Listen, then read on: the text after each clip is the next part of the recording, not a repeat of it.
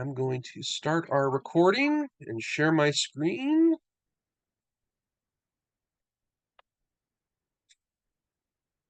And here we are for the Neighborhood Leader Refresher. So thank you all for taking part in grassroots politics at the most basic local level there is in America. Um, this is a program, and I'll give you a little background on it. It started actually back when the DNC was funding state and local parties a bit more than they are today, under the chairmanship of Governor Howard Dean in about 2006. And it was part of the 50 state strategy that we would fund organizers that would help Democrats in local communities connect with their neighbors and remind them to vote. Because when we increase the Democratic turnout, we're going to win elections and we're going to move that needle in some communities enough to make a difference.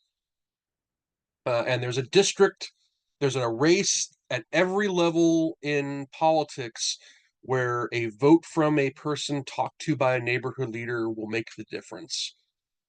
So I tell people here in Washington County, in 2020, Joe Biden got 110,000 extra votes that he needed to win our county. Like we banked 110 extra thousand votes statewide because of Joe Biden.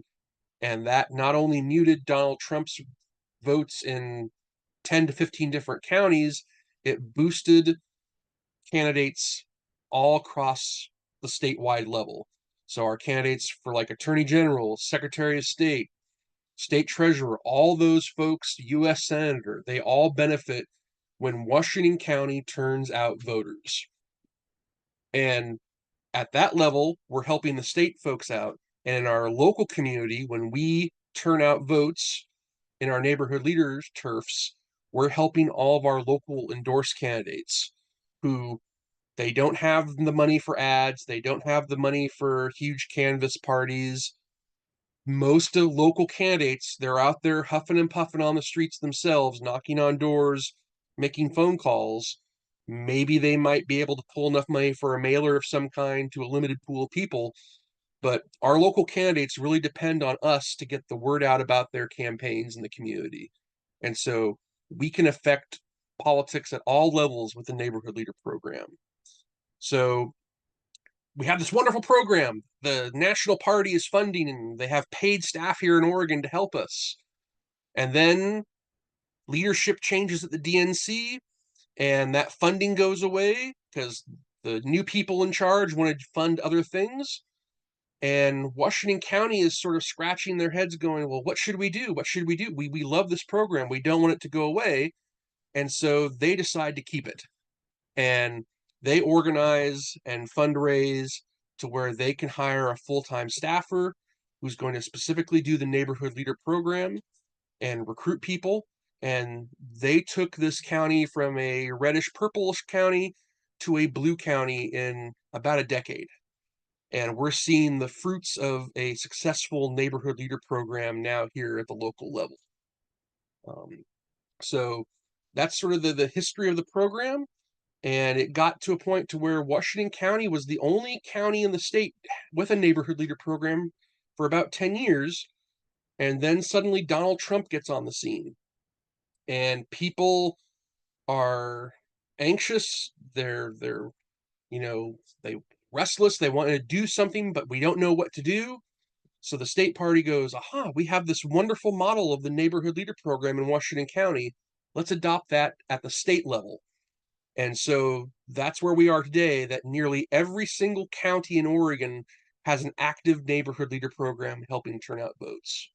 And that's all because of the work folks here in Washington County did. So it's a wonderful program, and we're always welcoming new people into it. So these are the folks who are sort of dispersed around Washington County who are helping implement the Neighborhood Leader Program. These are your House District leaders. And if you don't know what district you're in, we have links on our website, washcodems.org, that will help you figure that out. I'm pretty sure all of us should be getting a email or a phone call, some sort of nudge within the next couple of weeks from these folks. So you can see that Carol and Jeff and I are HDLs, we're house leaders, so we are assigned a specific community in Washington County, and we help the neighborhood leaders and and candidates and other folks in those communities out to turn out the vote. So if you haven't heard from your HDL, you will most likely be hearing from them soon. So what is a neighborhood leader? Well, if you've made it this far, you have a rough idea. A neighborhood leader is first off a neighbor. You're also a grassroots organizer, and you become a trusted messenger in your neighborhood.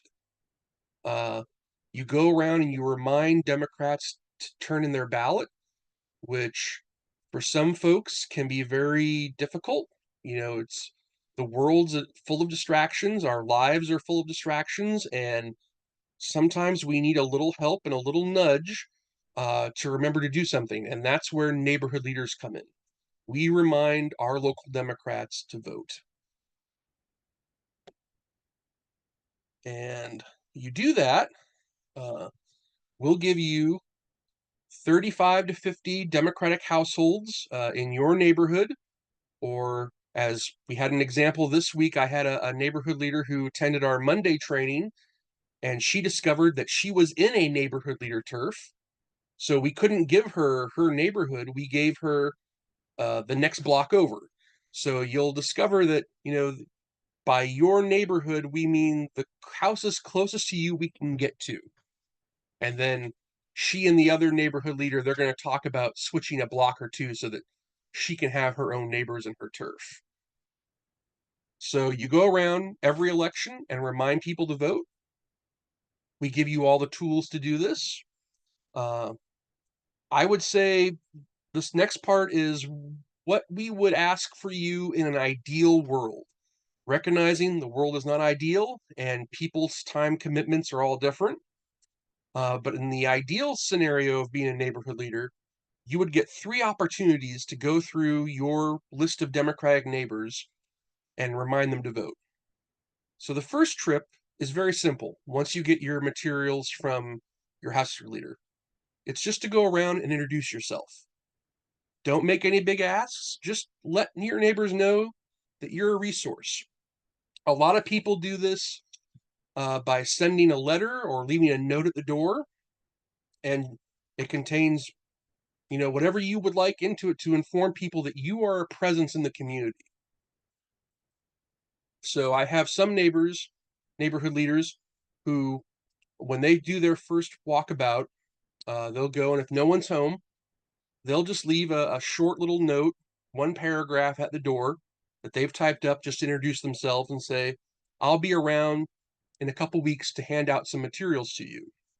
And that's the second trip. And that's the trip most people will do. Excuse me for one moment. I'm sorry, I have a bit of a convention crud cough still from the DNC, and I'm still having to cough every now and then. So that's why you'll see me, blank in and out really quick.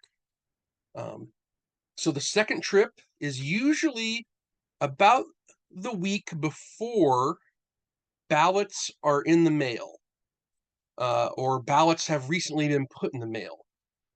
There's no real, great time or ideal time for this, because you never know how the mail's going to work in your community. So this year, the ballots go out October 16th. For some people, they arrive the very next day on the 17th. For others, it's 3 or 4 days later before they get their ballot. So there's really no great day to do it. If you can do it right before the ballots hit the mail, that's great. But if not, that first weekend or second weekend they have their ballot is also very good, because only a few people will vote the minute they get their ballot. A lot of our neighbors, they're going to have their ballot on their mantle, they're on the couch, on the end table next to the couch, on the kitchen table. They're going to keep it there for a little bit until they're ready to vote. And so you've got some built-in time to go out and deliver the materials to them. The third and final trip, and this is the easy trip. This is the trip where when you've looked at our online database of who's voted, which you'll all have access to after this, you can see who's voted and who has not voted. And it's like kindergarten. We give gold stars for when people do great things. And so everyone who is voted on your list will show up with a gold star. And that's how you'll be able to know, well, I don't have to go out the final weekend and remind Jane Smith to vote. She's already voted. She's already done the job we need her to do. But there are going to be people who are going to straggle a little bit, and they're going to not have turned in their ballot. And those are the folks you probably want to pay attention to the final weekend before the election.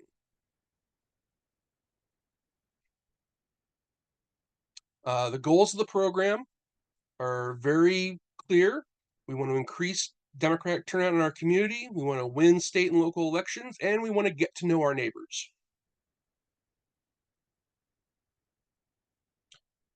So the two main tools you'll be using to do this, one is called NLP Services, and we'll be exploring NLP Services in just a moment. And that's our online database that we give neighborhood leaders access to that shows you who's voted and who hasn't voted and who's in your neighborhood.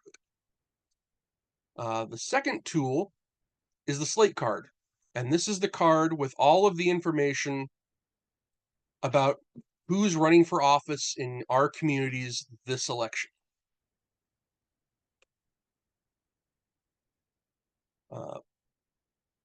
Here's some typical results, because people often wonder, well, does any of this matter? Does any of this work actually matter? So the results we love are more people voting, and we build community. If you're a numbers person, here's the numbers from the May primary of our program. So the turnout in May for Washington County was 32%. If a neighborhood had a neighborhood leader, turnout was 52%. And the turnout bump from there is just from the simple fact that there's someone out there organizing. Maybe you left a Slate card at a couple doors. Maybe you had some phone calls, left some messages, and people heard it, and they voted. The final number is the number of when you actually make contact with a neighbor and they say, yes, I'm going to vote, and they actually vote. That 66% number. That's a big jump compared to the generic county turnout. And some of those are, when you start looking at individual people by party, like non-affiliated voters, those numbers are even lower. So it makes a big difference to actually contact a neighbor and get them to say, yes, I'm going to vote, or yes, I have voted.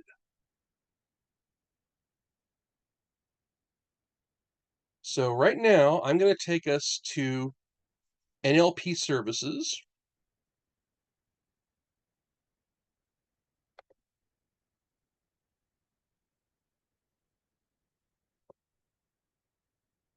Can I ask a question?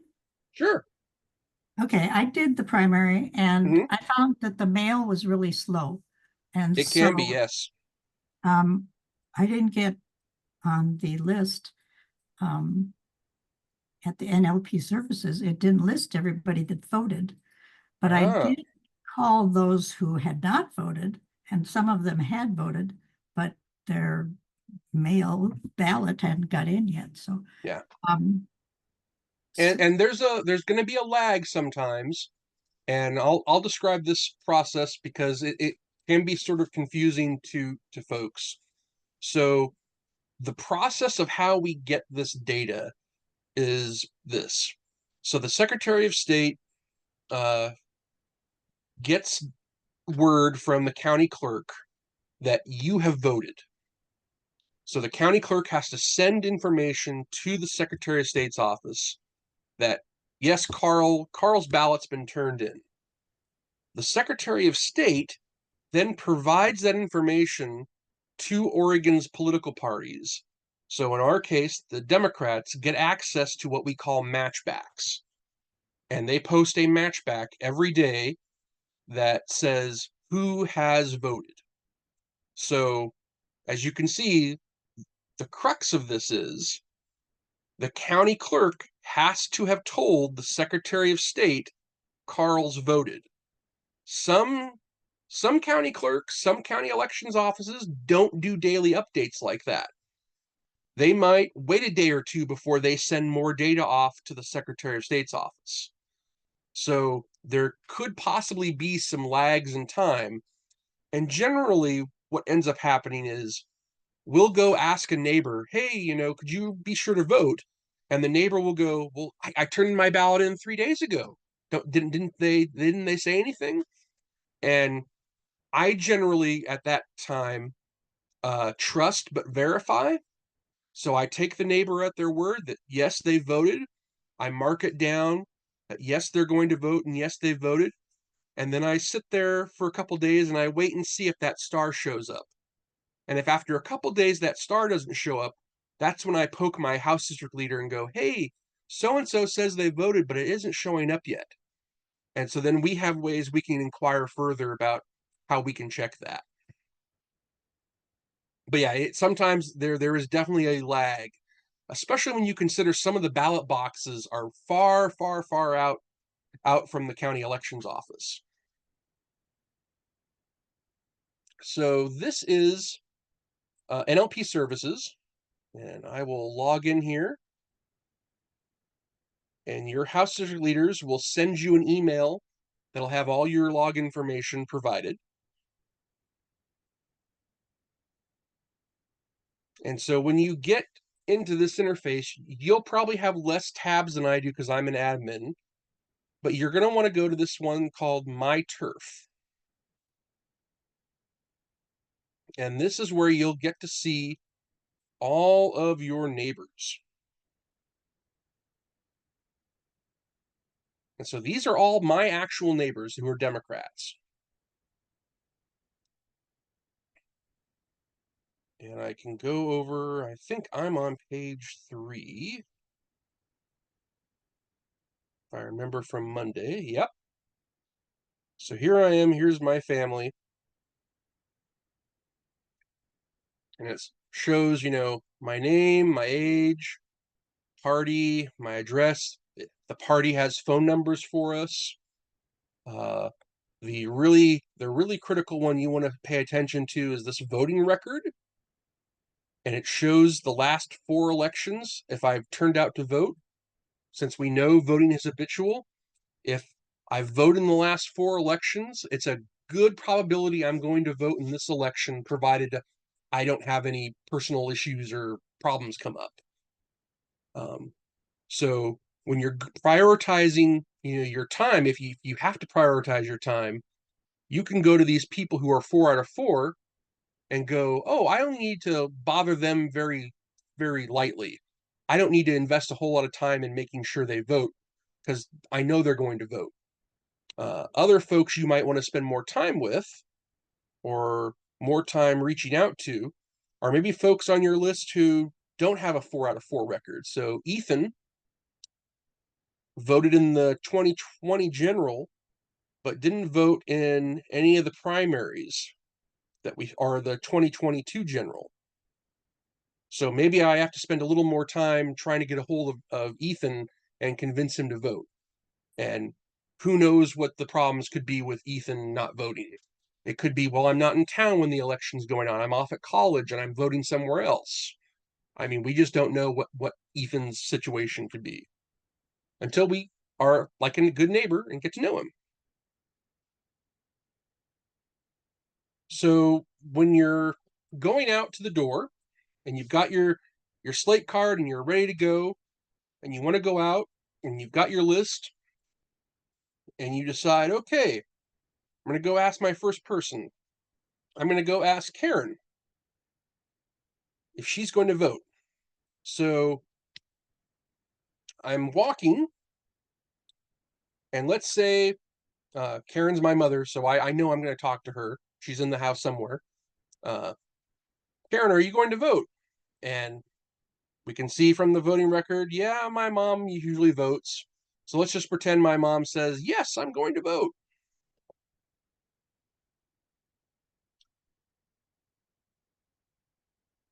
So if she's said yes that she's going to vote, then you're pretty much done right there. If she had said no, that would have been an answer too. I would have, confused me why my mother wouldn't vote, even though she's voted all these other times. But let's say I go down the hall and I can't find her. So it's like, oh darn it, I'm gonna have to go to the next house. Uh, so then I could go not home, or I could do left lit or left message, because we would encourage you to leave a little message on your slate card and leave it at the front door. But since I know my mom's going to vote, I'm gonna put her as a yes. So after you've made your data input, you would go up here to save reports, click save, and now up here, you can see where my cursor is. This little box of data has changed a little bit. So that tells me I have 55 voters. 0 have voted yet because ballots haven't been sent out and no one's been able to return a ballot yet. But I have attempted to contact 2 people out of my list of 55, and I've successfully contacted 2 people. And so those numbers will fluctuate as the election goes and as you enter more data.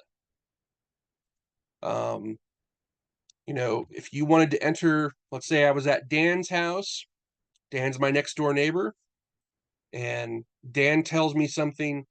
Well, if you could, I go out on my first visit just to say hi and remind him, I'm going to be coming by with slate cards. And Dan goes, oh, if you could you please bring me the slate cards before date X, because I'm going to be leaving and I won't be around. I'll have my ballot with me, but I won't be around. So then I have to make a note that says, Dan wants slate card by X date. And I can leave that note in there for myself and save it as part of the report. But I think I will stop talking right there and open it up for any questions about NLP services. This is Marilyn Arp. I have a question. Yes. So when we are going to a house with husband and wife, or two voters, not necessarily husband and wife, 2 voters, and we only get to talk to one, but they say, oh yes, do we leave 1 slate card, 2 slate cards? And the person says, oh yes, they're going to vote. How do we actually put that in? So I generally leave 1 slate card. Okay. And at this point, this is a point of personal preference between how you and you interact with your neighbors. So if Daniel's married to Shirley in my neighborhood, and if Dan told me that he and Shirley are going to vote, and I look at their voting records, I'm going to assume Shirley's going to vote. But that's just my personal preference because I know Dan and Shirley. Now, if this is your first election and maybe you're just now meeting all these folks for the first time, maybe you wouldn't want to feel comfortable doing that. Maybe you would actually say, okay, well, I talked to Dan. Dan said he will vote. And then you could put in his notes, you could put down, says his wife will also vote. But then you could go down here and say, left lit, because you also gave them a slate card. But that's going to be a personal preference point for you. If I was working for a traditional campaign, I would tell you to do just what I just did, was just say, yeah, you don't have any confirmation that she's going to vote. But again, these are your neighbors and we want you to get to know them. And hopefully that's building a level of community trust in your neighborhood, so that you, in the future, you'll be able to make that kind of determination. Wayne Plucker here. Can I ask a question? Yes, please. I ended up calling some of my neighbors after the vote because, like I say, the mail was slow or something. Mhm. But would it be at this point when you're just first going out, if you only see one of the members of a family, to call the other members? Because I know I Yeah, had a if you couple would like to, households yeah. that had Yeah, I four think members. that's totally appropriate. Okay. Hey, Donna? So Carl, this is George. I have a best practices question for you. Mhm. If you know that the voter on the NLP is also married, but the spouse doesn't show, how do you deal with that if you have some concerns that you don't know the people, and let's assume that the person who's a D happens to be the wife, and you might have some concerns about whether the wife doesn't want the husband to be aware of what her voting pattern Yeah. is. Do you have So some there's advice? always some, I've experienced this while canvassing for campaigns. There's always gatekeepers in life. And I can distinctly remember in suburban Beaverton, off of Shoals Ferry, a neighborhood that I've canvassed 4 or 5 times over the last 20 years. And I got to a house where the husband answered the door, and the staircase is right, 2 feet behind the front door, and you can look up and you can see someone's ankles there on the staircase. And so the husband is here explaining to me, my wife can't come to the door right now, even though I can see her feet right there. And so in those situations, I, what I generally do is say, well, because I know she can hear me, so I know someone's listening. I give my spiel to the husband and say, well, could you please give this to her, and someone from the campaign will be back around later. So, I mean, we have to hope that if we leave information once, and again, these are your neighbors, so they're going to get to know you after a while. Hopefully, they'll be more comfortable letting you talk to folks. But yeah, there are concerns about gatekeepers, I think, in every election. I don't know. Carol, do you have any advice about gatekeepers? My favorite story is the time I called and a man answered and said, my wife never ever votes for that person and won't vote for him. And 5 minutes later, the phone rang and it was the wife saying, thank you for calling. Of course, I'm going to vote for that person. And I'm sorry my husband said this. So just knowing that gatekeepers are there, you're not always going to get through, but do what you can to leave a message at least. Thank you. I was wondering too, if like just play dumb, and like if you're worried about something like that, like, oh, I would just like to leave this stuff here. Do you have to ask for the voter by name, or could you just be like, oh, hi, I'm, just reaching out to see if people are willing to vote, and can I leave a slate card, that kind of thing. We live in a very Republican, it seems like, neighborhood, just based on our address and stuff. I can see a lot of our neighbors are not Democrats. So I'm just worried, especially with Trump, and Yeah. The climate, just worried about making sure that people are safe. I think that's responsible. You can go ahead and leave your information on it if you want to, and that if it gets to that person, they might reach out to you, but you don't have to. In that kind of if I saw there were a Republican husband, for instance, and a Democratic wife, I would very likely just say, I'm going talking to neighbors, and would you please share this with your wife? Like, Well, that raises an interest. Go ahead, sorry. Well, I was just gonna say it raises an interesting point. So we're not sharing any of our own personal information with anyone, phone number or address or anything, correct? That is totally up to you. So Okay. every year I send a letter. Every election I send a letter to my neighbors, and it has my phone number and email. And I would say maybe I get one email or one phone call every election from a neighbor who has a question. But more than likely, what they do is, when I'm working out in my garage door is open, Uh, and that's when they'll come and find me. They'll say, "Oh, Carl, Yeah. here, I had a question about this ballot measure." Well, I get that. I live out in the country Mhm. and everybody's got long driveways and often they have gates and Yeah. dogs. I probably won't be doing a lot of knocking on doors unless, I don't know, maybe I'll get a different neighborhood that's not out in the country. But I could see providing my email address. I wouldn't have an issue with that.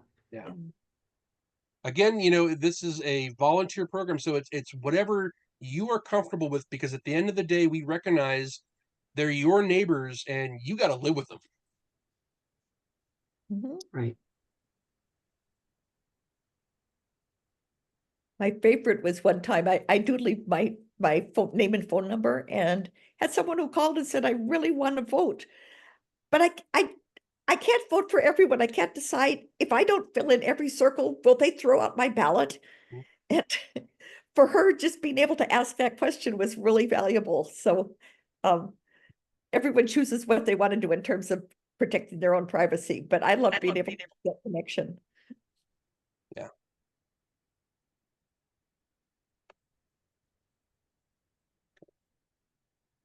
Expand this back.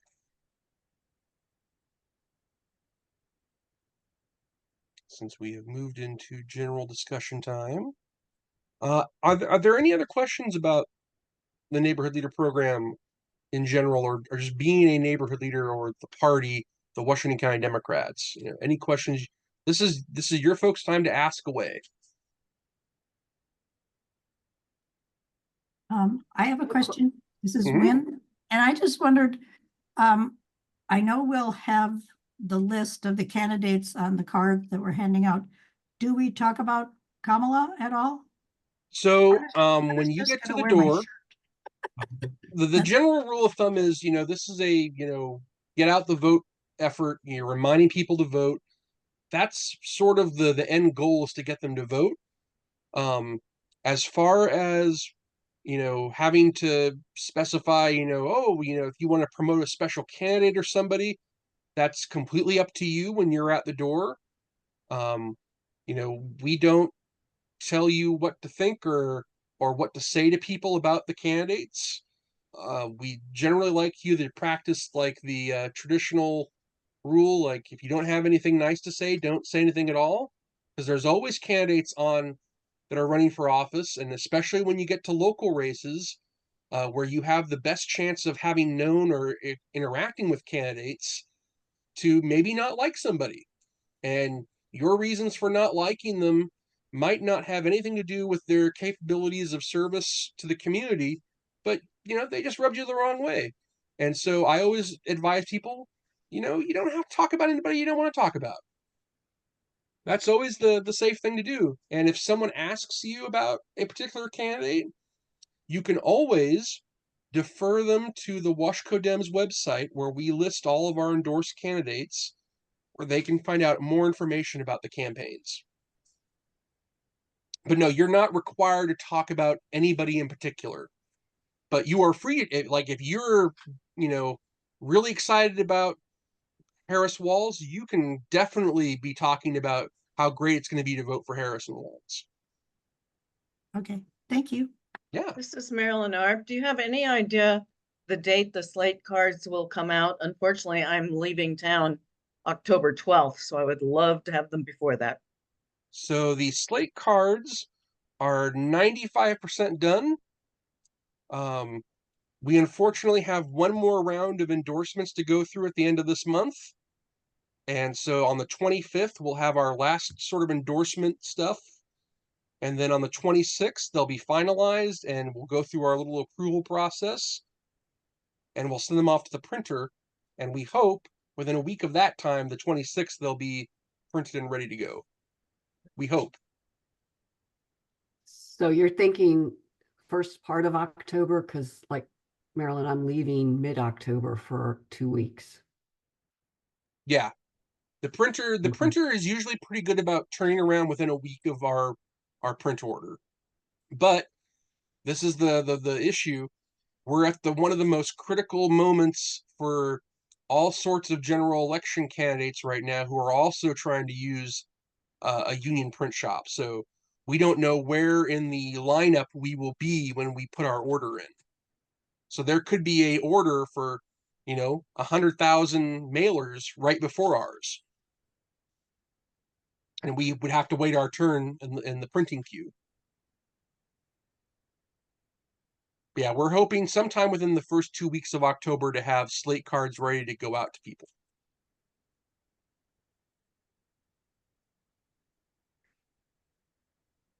Any other questions? Is it possible to get address labels? Yes, we can help you with address labels. I didn't know if the data on the website, if we can we generate labels from that? It could be a little tricky sometimes, but it's probably easier just to ask your house district leader to give you the PDF of labels. They can go in very easily and make some mailing labels. Yeah, I'm a little concerned about the timing now. Yeah. And how I'm going to get those slate cards to people, because I don't get back till like the 25th of October. Okay, I have to think about that. Yeah. Thanks for that hint, Carl, because sometimes the slate cards come back really late.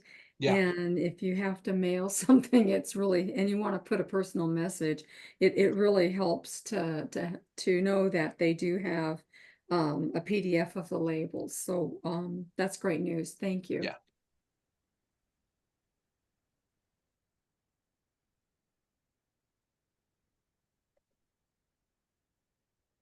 Well, if I don't see any more questions, I think we can give you back 10 more minutes of your evening. I want to thank you all for attending, and this training will be helping others who couldn't make any of the trainings this week. So far, we've had about 35 people go through the training program in the first 2 trainings, so we're going to hopefully get to all the new folks too. So Thank going you all. forward, we'll reach out to our house district leader. Yes. Okay. Well, thank you for doing this for us tonight. Appreciate it very much. Thank you very much. Yeah. Carl. Yeah. We Thank you. appreciate you. All Great have a training. wonderful night. You Thank too. you. Goodbye. Thanks.